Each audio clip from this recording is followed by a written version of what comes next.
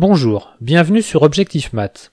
Ce tutoriel a pour objectif de vous apprendre à utiliser LaTeX par l'intermédiaire de l'éditeur TeXmaker pour produire un document électronique propre à contenu scientifique en un minimum de temps et avec un minimum de connaissances.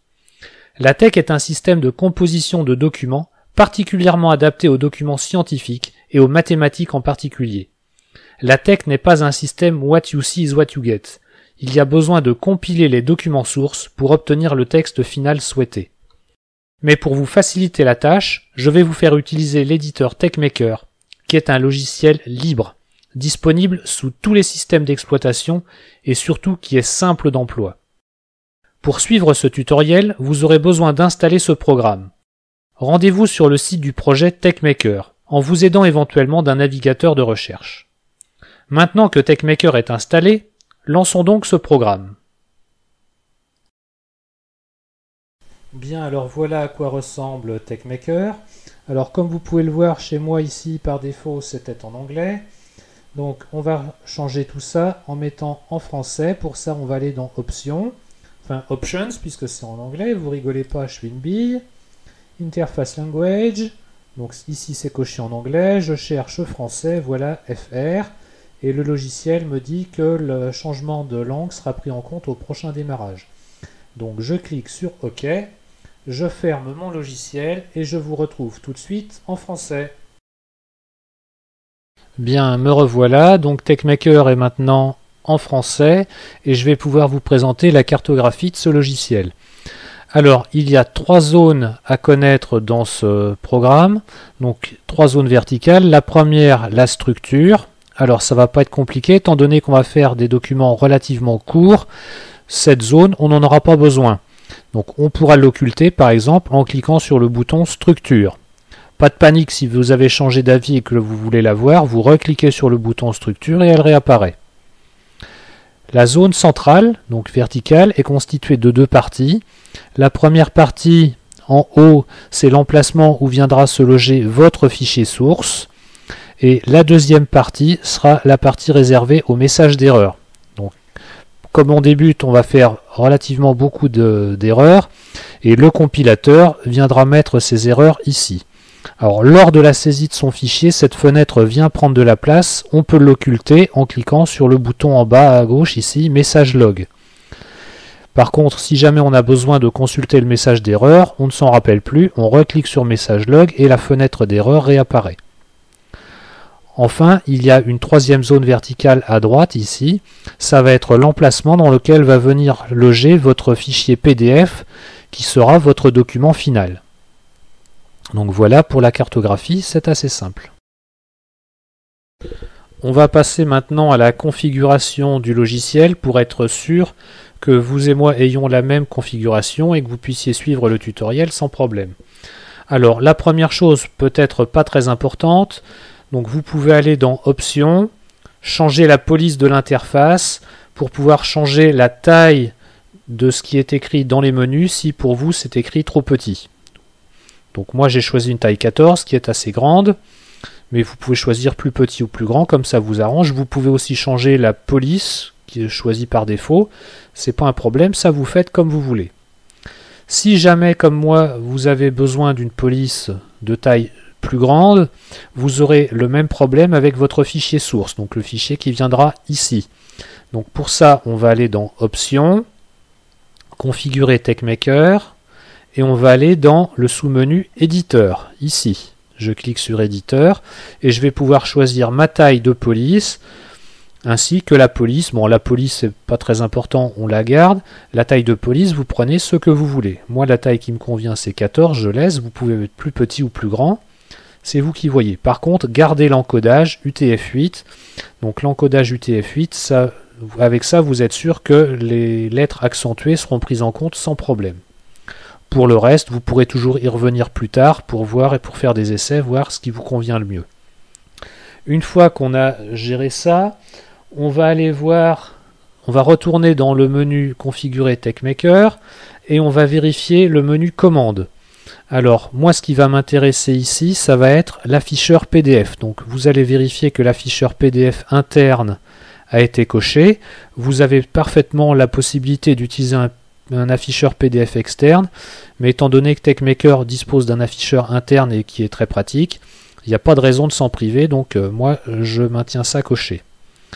Normalement, toutes les autres options ici, donc elles peuvent être utiles quand on fait des documents sophistiqués, mais pour nous qui débutons, ça n'a normalement pas d'utilité, donc on ne va pas s'en occuper. La dernière chose importante, on va aller dans compilation rapide et on va vérifier que PDF LaTeX plus voir PDF est coché. Pareil, les autres paramètres peuvent être utiles quand on a des choses plus sophistiquées à faire, mais pour nous, ceci devrait suffire largement. Juste un petit coup d'œil sur les raccourcis, vous pouvez voir qu'il y a tout plein de raccourcis qui sont déjà prédéfinis, ainsi que d'autres qui ne sont pas définis. Donc pour l'instant, je vous conseille de ne pas y toucher. C'est lorsque vous deviendrez plus à l'aise, vous connaîtrez les instructions, vous saurez celles que vous utilisez le plus souvent, et là, ça vaudra peut-être le coup de définir des raccourcis. On va pouvoir passer à l'utilisation de TeXmaker proprement dite. Alors la première chose qu'on va avoir à faire, ça va être de créer un nouveau fichier source que l'on va ouvrir tout de suite avec la séquence de caractères CTRL-N. Si vous n'êtes pas habitué aux séquences de caractères, donc ça veut dire que vous appuyez sur la touche CTRL et que vous la maintenez enfoncée, et ensuite vous appuyez sur la touche petit n. Si vraiment ces raccourcis clavier vous rebutent, vous pouvez aller dans Fichier, Nouveau, et ça aura le même effet. Vous disposez maintenant d'un fichier source vide. On va s'empresser de le compléter en allant cliquer sur Assistant, Assistant Nouveau document. Il se trouve que TeXmaker vous propose un certain nombre d'options, on va les regarder rapidement. Classe du document, si ce n'est pas fait, vous choisissez Article. Ça permet de créer des petits documents et comme on débute, ça nous convient parfaitement. Ces options-là, on ne va pas s'en occuper. La taille de la police, j'ai choisi 12 points, vous pouvez mettre 10 points ou 11 points. Cette taille de police concerne la taille de la police du document final. Le format du papier A4, ça devrait vous aller. L'encodage UTF-8, vous le gardez comme ça, vous êtes sûr que vos lettres accentuées sont bien prises en charge et que vous n'aurez pas de problème à ce niveau-là. La ligne hauteur, vous tapez votre nom, votre prénom. Moi, j'ai mis Objectif Math. Et une fois que vous aurez fait ça, TeXmaker se rappellera de votre nom et de votre prénom d'une fois sur l'autre. Donc comme ça, vous serez tranquille définitivement. Vous pouvez mettre le titre de votre document. Donc par exemple ici, mon premier document, LaTeX. Je suis un petit peu lent, je suis obligé de tenir mon micro à la main. Vous avez sinon un package Babel qui ici est prédéfini en français. Si ce n'est pas le cas, vous choisissez français. Ça va permettre de définir tout ce qui concerne la langue, la césure des mots. Et comme ça, ce sera un petit peu mieux fait que si vous choisissez l'anglais ou autre chose. Les paquets AMS contiennent tout un tas de fontes mathématiques supplémentaires ou de symboles. Donc cochez-le, comme ça les symboles et les fontes seront à votre disposition. Et vous serez tranquille, vous n'aurez pas de questions à vous poser. Tous les autres paquets, on ne s'en occupe pas dans cette introduction, on n'en aura pas besoin. Donc je valide, OK. Et il se trouve que TeXmaker m'a complété avec les paramètres qu'on vient de définir mon fichier source. À noter que ici par exemple l'auteur ou le titre, vous pouvez très bien les modifier si vous avez fait une faute d'orthographe ou si vous avez envie de changer le titre. Alors une bonne habitude consiste à enregistrer son fichier régulièrement. Donc moi je le fais tout de suite avec CTRL S, donc j'appuie sur CTRL et j'appuie ensuite sur S, ou alors si ça ne vous plaît pas, vous allez dans Fichier, Enregistrer, ça aura le même effet. Donc je vais l'appeler Premier document, je valide, et donc ça a été pris en compte ici. Et on va pouvoir le compléter. Alors, avant de compléter, on va regarder les différentes zones. Vous avez ici une première zone qui s'étend de la première ligne document de classe jusqu'à la ligne begin document. Cette zone s'appelle le préambule. Dans toute cette zone-là, on écrit les commandes qui nous seront utiles pour saisir notre texte. Donc pour l'instant, vous n'en connaissez pas, c'est normal, on en verra quelques-unes. La deuxième zone est la zone située entre Begin Document et End Document. C'est dans cette zone-là où on viendra saisir tout notre texte et où on utilisera les commandes qu'on a définies dans le préambule. il y a une troisième zone qui va apparaître en allant sous le end document. Cette zone-là ne sera pas prise en compte par le compilateur. Et donc on peut y écrire n'importe quoi, tout ce qu'on veut. Ça peut être très utile quand on a une idée mais qui n'est pas encore au point. On la note rapidement, tant pis pour la syntaxe. Le compilateur ne s'en occupera pas. Au moins, on pourra l'enregistrer et comme ça, on ne risquera pas de l'oublier. Bien, maintenant qu'on a vu ça, on va écrire juste après le begin document make title. Donc ça, il faut le savoir. Donc j'écris le début du mot et TeXmaker me propose les différentes possibilités. Donc je vais mettre make title ici. Rien que pour voir à quoi ça sert ça, on va sauvegarder notre document, CTRL S, et on va procéder à notre première compilation. Pour la compilation, vous avez deux possibilités. Soit vous cliquez sur la flèche à gauche de PDF LaTeX, donc cette flèche ici, ou alors vous appuyez sur F6, touche F6. Donc voilà, la compilation est faite.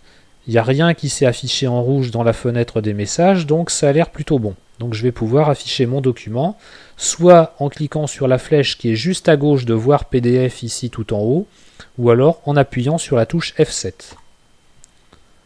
Donc voilà, mon document PDF s'est ouvert. Alors il est en 125% pour que ce soit écrit assez gros, donc je décale ma fenêtre pour que vous voyez le texte. Donc voilà ce make title, à quoi ça a servi? Ça a servi à faire afficher en fait le titre du document, l'auteur et la date. Donc la date n'a pas été définie dans le fichier source. Lorsque c'est le cas, c'est la date du jour qui est mise par défaut et en général c'est ce qui convient.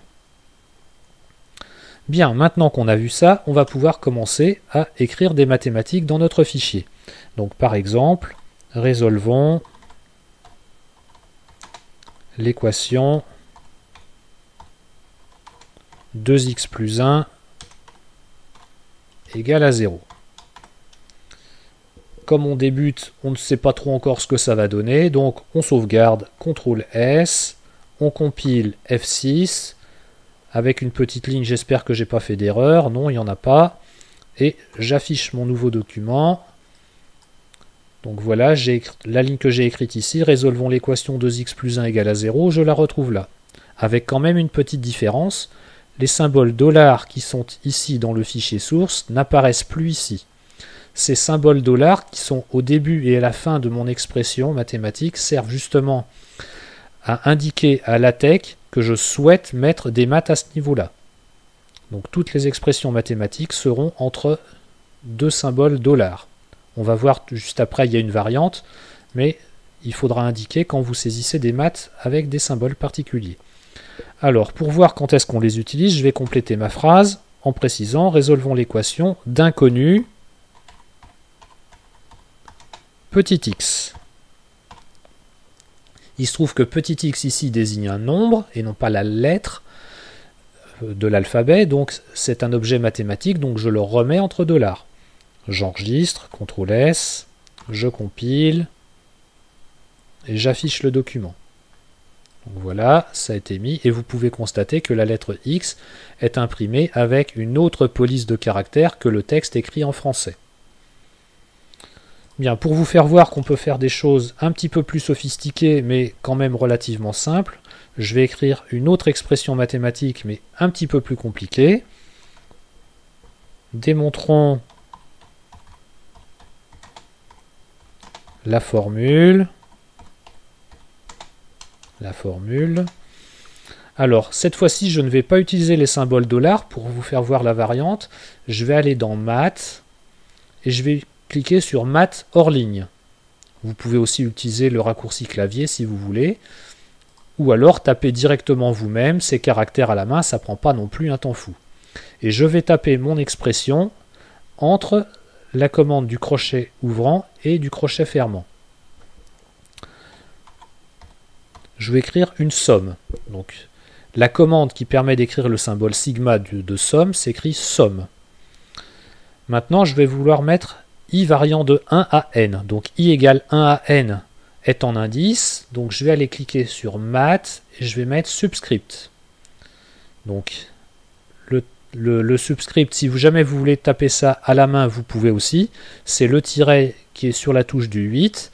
Vous avez une accolade ouvrante, une accolade fermante, et entre ces deux accolades, on va écrire I égale 1. En exposant, je vais mettre petit n, et je vais calculer. Donc ça veut dire pour l'instant la somme pour i variant de 1 à n. Il faut que je dise de quoi je fais la somme. Je vais faire la somme des i au carré. Il se trouve que cette expression est égale au quotient n fois n plus 1 fois 2n plus 1 sur 6. Donc peut-être que vous ne la connaissez pas pour l'instant, mais c'est pas grave, c'est juste un exemple de saisie. Donc c'est une fraction, donc je vais écrire la commande correspondante frac. Et j'ai de la chance, TechMaker a repéré que je voulais écrire frac, donc il me le propose, je valide avec entrée. Entre les deux premières accolades, je vais pouvoir mettre mon numérateur, et entre les deux dernières accolades, je vais pouvoir mettre le dénominateur. Donc c'est parti pour le numérateur, n fois n plus 1 fois 2n plus 1, je vous ai dit sur 6, donc dénominateur 6.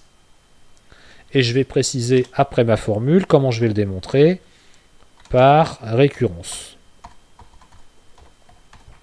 Point. Je sauve, je compile, j'espère que j'ai pas fait d'erreur.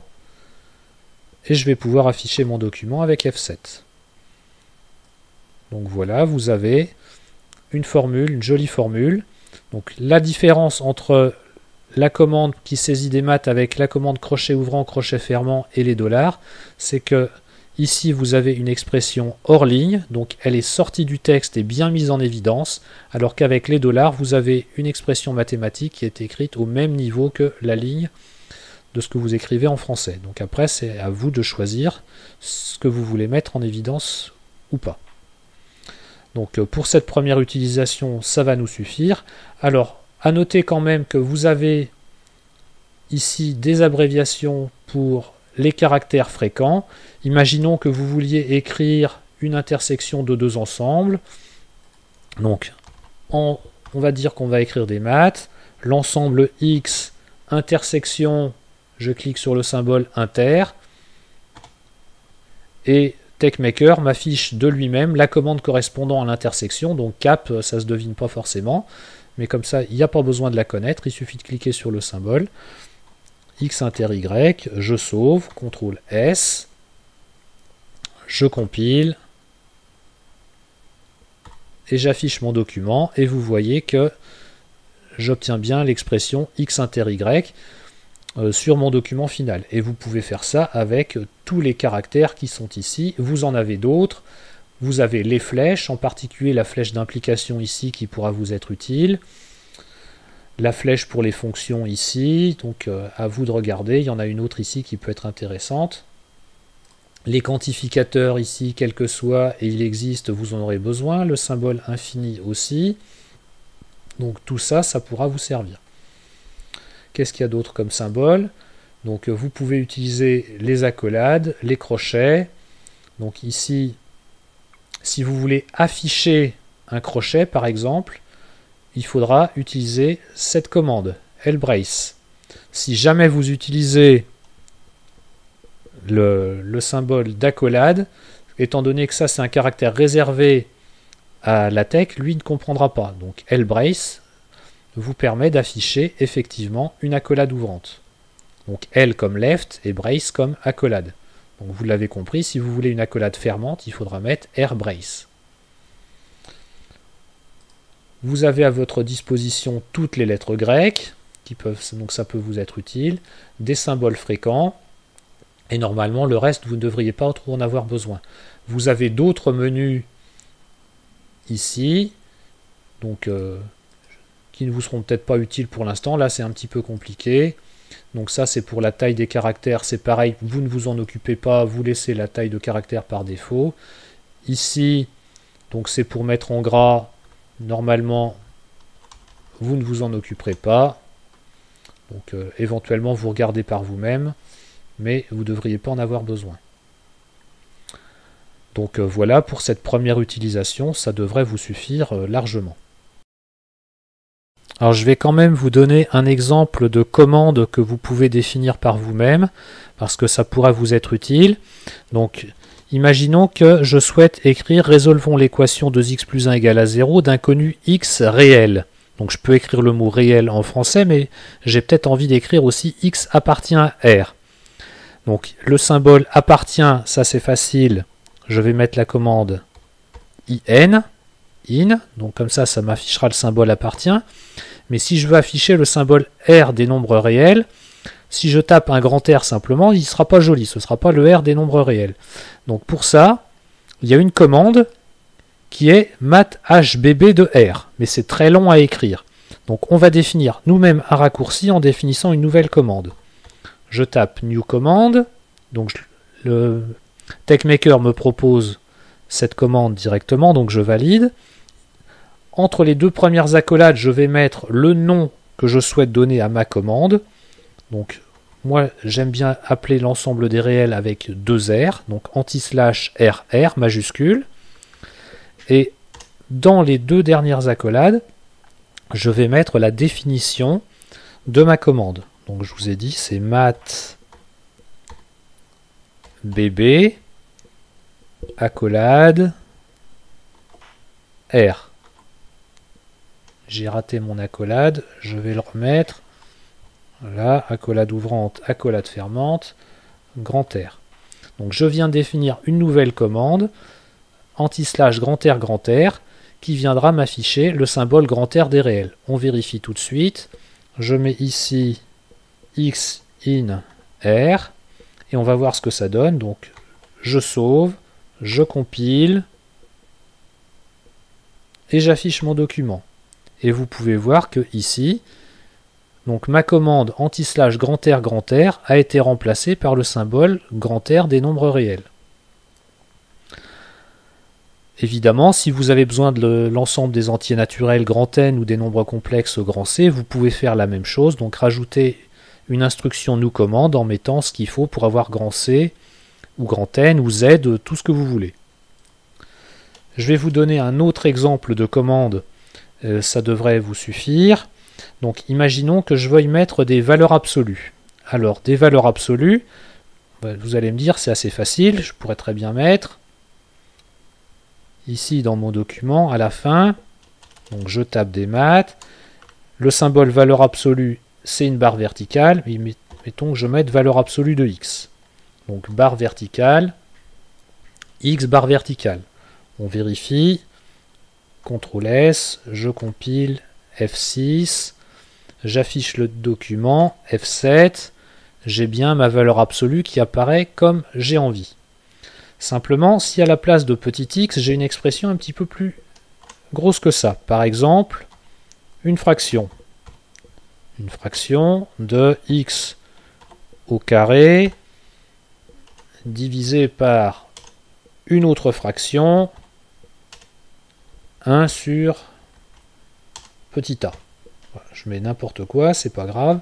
CTRL S, je compile et j'affiche mon document. Donc j'ai bien mon expression x au carré divisé par 1 sur a qui s'est affichée, mais mes barres de valeur absolue sont quand même un petit peu ridicules. Donc je peux régler ça en écrivant left barre verticale et au niveau de la deuxième barre right. Donc commande left, commande right, ça va permettre à mes deux barres de s'afficher de la bonne taille. Je sauve, je compile. Ah, il n'a pas validé, pardon. Donc voilà. Je sauve, je compile et j'affiche. Et donc là, mes barres de valeur absolue ont été adaptées. Donc, sauf que si jamais vous avez beaucoup de valeurs absolues à saisir dans un document, ça va vite devenir rébarbatif de faire tout ça.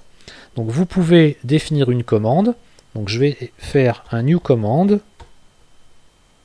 Voilà. Ma commande, je vais l'appeler apps, donc anti-slash pour dire que je saisis une commande. ABS est le nom de la commande que je donne. Donc voilà, ça voudra dire valeur absolue, je m'en rappelle. Et je vais mettre ici ma commande. Donc ma commande, ça va être left barre verticale. Je laisse de la place. right, barre verticale. Donc sauf maintenant, il faut que je dise à la tech que entre les deux, j'ai une expression à mettre, et évidemment je veux que ce soit une expression qui puisse être différente à chaque fois. Donc pour ça, il faut que ma commande dispose d'un paramètre. Eh bien, ce paramètre, il s'appelle par défaut dièse 1. Donc ça voudra dire mettre ce que je passe en paramètre entre deux barres verticales adaptées à la taille du paramètre.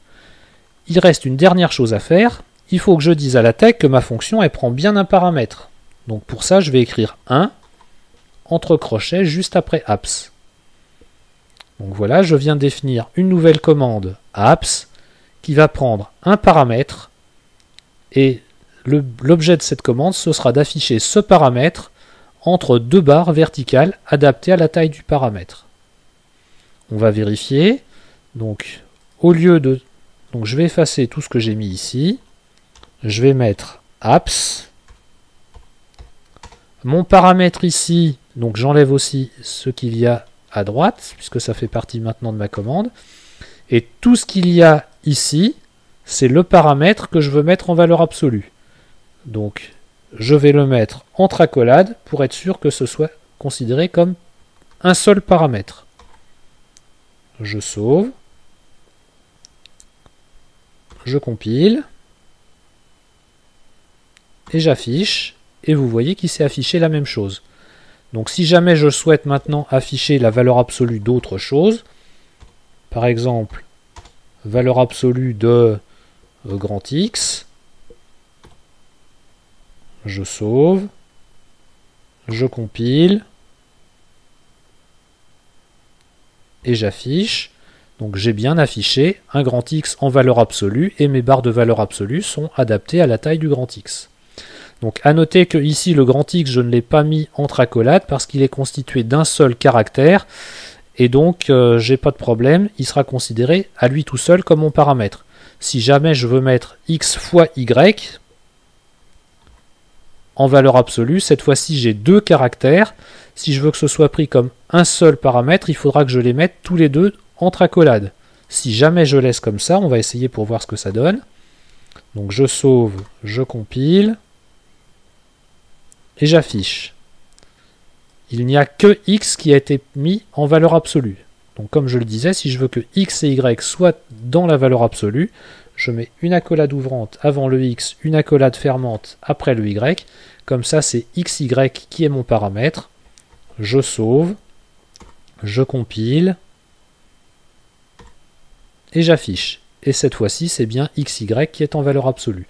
Donc on peut définir comme ça plein de raccourcis qui fait vraiment gagner beaucoup de temps à la saisie. Donc avec l'habitude, vous en aurez de plus en plus l'utilité. Au début, c'est vrai qu'on a plutôt tendance à écrire beaucoup, mais c'est normal, il faut accepter cette phase d'apprentissage. Bien, maintenant qu'on a vu quelques rudiments pour saisir du texte dans LaTeX, on va voir quelques messages d'erreur assez fréquents. Alors, un premier exemple, je sais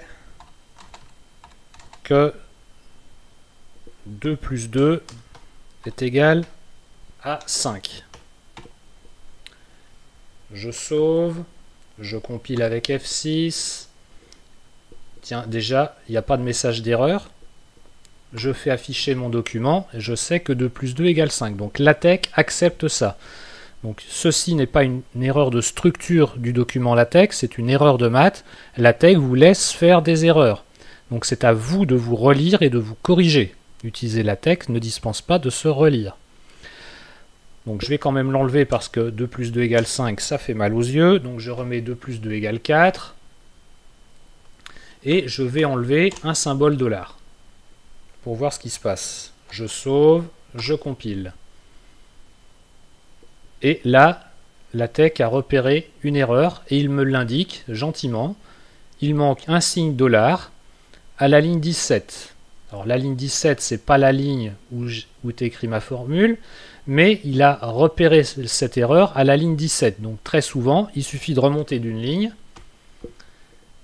Et ben oui, c'est là qu'est mon erreur. J'ai une formule mathématique mais j'ai pas inséré le dollar de fin. Donc je le remets, je ressauve, je compile et ça marchera. Maintenant, on peut se poser la question de savoir si on n'en met aucun dollar. Je sauve, je compile. Ça a l'air de bien se passer, j'affiche le document, et là il a accepté. Il a accepté parce qu'à l'intérieur de cette expression ici, il n'y a pas de caractères qui le dérangent. Il n'y a pas de caractères qui sont préalablement définis comme mathématiques. Mais imaginons qu'à la place d'une addition, on veuille faire une multiplication.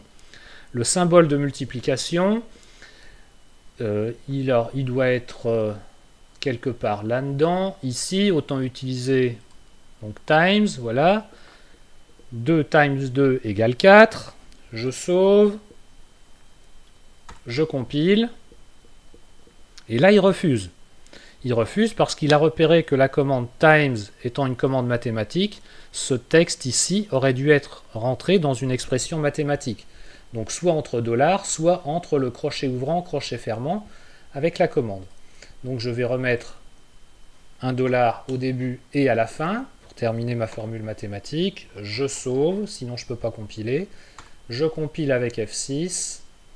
J'affiche mon document. F7. Voilà. Et là, ça a bien été pris en compte, il n'y a pas de problème. Donc, il faut aussi faire attention que on ne peut pas utiliser des commandes qui n'existent pas. Imaginez que je mette, par exemple, un T majuscule. Je sauve, je compile. La séquence n'est pas connue. Donc, ça veut aussi dire que la TeX fait la différence entre les minuscules et les majuscules. On dit que la casse est prise en compte. Donc ici, times avec un T majuscule n'est pas connu, et donc c'est à vous de relire votre expression. Bah oui, tiens, j'ai mis une majuscule, il n'en fallait pas, donc je mets une minuscule. Et voilà, c'est corrigé. Donc il y a tout un tas d'erreurs comme ça qu'on peut commettre. Alors, une autre erreur, imaginez que vous vouliez écrire U indice, donc entre formules de mathématiques, vous avez une suite U indice n plus 1. Égale par exemple 2 fois UN, 2 UN. Donc voilà, vous sauvez, vous compilez avec F6. Ça a l'air d'être très bien. Vous affichez et vous voyez ici à droite, le U indice n plus 1 n'est pas écrit correctement. Donc ici, c'est écrit U indice n plus 1 et non pas U indice n plus 1. Donc tout simplement parce que quand vous écrivez cette expression ici, la TeX n'a aucun moyen de savoir que l'indice que vous vouliez prendre, c'était n plus 1. Donc lui, il prend le plus petit objet possible qui peut servir comme indice. Si vous voulez que n plus 1 soit en indice, il va falloir le mettre entre accolades. Voilà, ici. À noter que quelque part, vous avez un raccourci en allant dans la TeX, par exemple, ou dans Math. Dans Math, voilà, vous pouvez lui dire, ici, je veux mettre un indice. Ou alors, en tapant CTRL-D, ça marchera aussi. Donc, ici, automatiquement, il met le symbole d'indice et les accolades. Comme ça, tout ce qui sera en accolade ira en indice. Donc, le plus simple, pour ne pas vous tromper, à chaque fois que vous avez un indice, vous le mettez entre accolades et comme ça, vous serez tranquille. Donc, en indice, vous pouvez mettre ce que vous voulez. Par exemple, n au carré. On va compiler, voir ce que ça donne après avoir sauvé. F6. Voilà, F7, j'affiche. Donc n'oubliez pas, votre indice, si votre indice a plus d'un caractère, mettez-les entre accolades, sinon à la lecture, il y aura de risque de confusion. C'est pareil avec les exposants. X puissance 2n entre dollars. Sinon, ce n'est pas une expression mathématique. Je la sauve, je compile et j'affiche. La TeX a compris x carré fois n et non pas x puissance 2n. Donc pour lui, dans l'exposant, il n'y a que 2. Donc si vous vouliez que ce soit 2n qui soit dans l'exposant, il faut vraiment mettre le 2n en exposant et comme il y a 2 caractères, on le met entre accolades. Même chose, vous pouvez gagner un tout petit peu de temps en allant dans Math, Superscript et vous aurez automatiquement votre exposant, votre symbole d'exposant et vos accolades pour mettre votre exposant à l'intérieur. Le site atomurl.net math contient de nombreux exemples LaTeX tout prêts, faciles à modifier, que l'on peut insérer dans son document par un simple copier-coller. Voici ce que ça donne. Bien, alors je viens de me rendre sur le site en question, atomurl.net/math/ et on va faire juste un exemple pour faire voir comment on s'en sert, mais c'est assez intuitif. Par exemple, on va écrire la formule d'intégration par partie. Alors, déjà j'ai besoin d'une intégrale, donc là-dedans je vais essayer de repérer une intégrale. Il y en a une ici, intégrale de a à b. Donc ici c'est écrit intégrale de a à b de x, donc la formule d'intégration par partie, donc je vais la changer. Intégrale de a à b de u de x fois v' de x. Et vous voyez qu'en même temps, en dessous de la fenêtre ici, l'affichage est mis à jour automatiquement. Donc vous voyez en temps réel en fait l'expression obtenue à la fin. Dx est égal. Alors, donc là, je ne le trouve pas, mais on l'a vu tout à l'heure. Left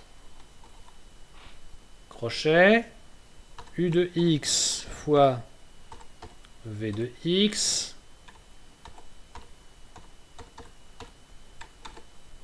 crochet fermant. Donc l'intérêt de mettre left et right, je vous rappelle, c'est pour que les crochets soient adaptés à la taille des caractères. Donc compris entre A et B, moins l'intégrale, j'en ai une autre, bah donc je la remets, moins l'intégrale de A à B de, alors ça va être cette fois-ci U' de x fois V de x dx.